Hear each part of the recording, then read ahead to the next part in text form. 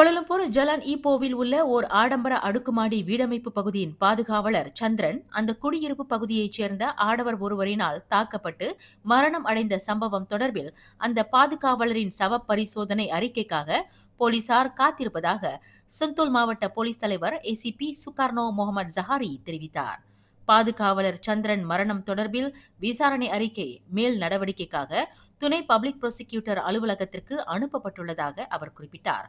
அந்த குடியிருப்பு பகுதியைச் சேர்ந்த 32 வயதுடைய நபரால் தாக்கப்பட்ட பாதுகாவலர் சந்திரன் கோலாலம்பூர் பெரிய மருத்துவமனையில் சிகிச்சை பெற்ற சில மணி நேரத்தில் மாரடைப்பினால் காலமானார்.